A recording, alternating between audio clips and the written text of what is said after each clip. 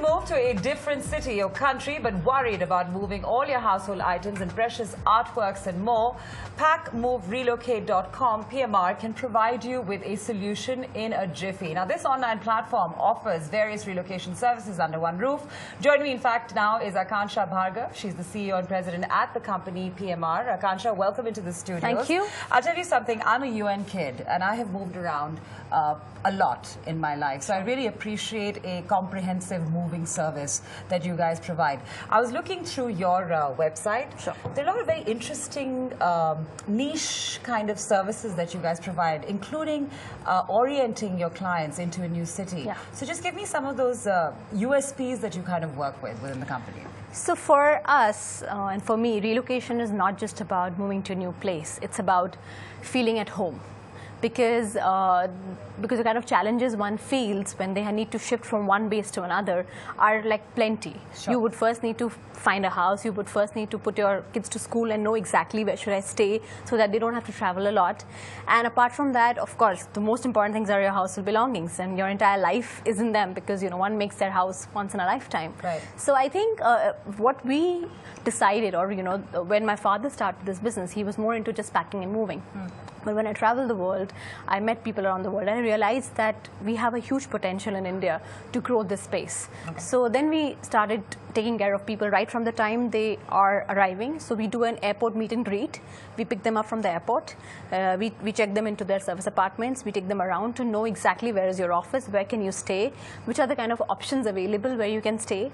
And accordingly, they can make their mind and exactly can stay where they would really be comfortable So with. How much of the business is very hectic domestically versus perhaps elsewhere? Because I understand that you've got a lot of moving that's happening within India as well, but you also have clients everywhere. Yes. So for us, international moving is about 65% of our business. Okay. But India is a huge country, right? So, there are people moving from the most smallest locations today to the most remotest locations. So we have people moving from Jhansi to Pondicherry. Right. We have people moving from Jorhat to Coimbatore.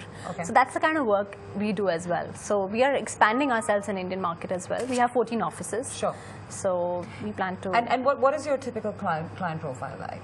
What are the kind of... So 95% of my business is B2B. Okay. We reach out to corporates, and not just corporates within India. So we have tie-ups with corporates where people are moving from Singapore to London, China to New York. So we go out to them and we tell them that we can be their mobility partner. So they give us a contract where anybody in anyone moving from any part of the world then moves with us. Okay. So there's a lot of permutation combination there. So I mean, this is it's a business that you have taken to another level, because your father, of course, was within the packing industry. He's got quite a name for himself. Your family does. Sure. But you took it to another more niche kind of service, which is what you provided.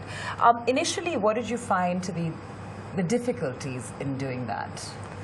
I think I started very young. Yeah. I was 21. 21. Yeah, I was 21. I finished my B school. Yeah.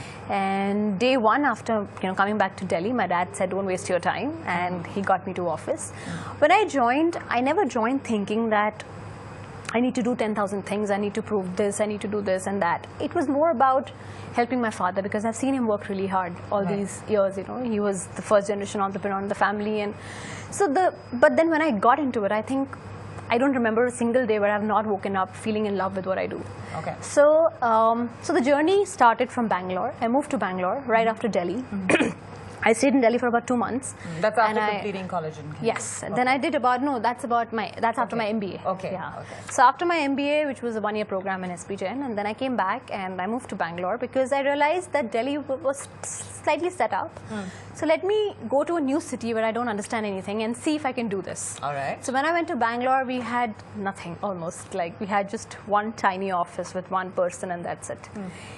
And yeah, that's where it started. So I think right from the time of going out to the corporates, telling them that, okay, we are here, to the time of sourcing your suppliers, to meeting your people, to getting the right people to work for you, because at the end of the day, nobody understands what is relocation. Until date, I find that difficult. When I say I run a relocation company, I am always asked, are you a transporter? Right. Are you somebody who has warehouses? And are you somebody who's like the Gati and the DHLs? And end up saying that, I'm none of these. We are a niche service provider. We look after the most important thing is when, people's emotions at the end of the day. Sure. Because relocation is not just about pick and drop. It's a lot more. So yeah, it's a different industry. I hope we start getting categorized as an industry soon. Okay. And I think so that's been a biggest challenge. Sure, sure. And how about the point that you've made in terms of the people that you need to work with, right? On both levels, the kind of partners that you work with, how do you identify them? And also, how do you go about hiring the right people for your business? Because it's quite a niche business. It's got a lot of obviously, if you look at one move, somebody moving from Delhi to Bombay, there are multiple people involved. The person who books that job is who's meeting the client, the corporate. Then the person who's handling that file.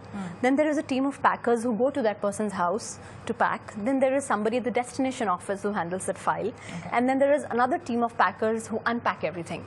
So there are multiple points, and then there's insurance. There is, if there is anything that happens, it's a claim. And then you have a transporter in the middle. So there are multiple points where you could have concerns. So we need to find the right people who understand that what service is all about. We need to find the right suppliers who understand that we are not just about that you need to pick and drop. We would need you 100% in it. Okay. So the domestic moving is primarily the transporters, the packing material people, then the staff. But if you look at international moving, sure, then you have another level of complexities because every country has different regulations. Every country has multiple ports. So to understand how does it function in every country, then festivals. So do you basically then partner with people who have domain expertise outside? Yes. So we have partners all across the world. We are certified under FIDI, which is an accreditation for the moving industry. Sure. About 500 people in the world are part of this. E&Y every year audits us.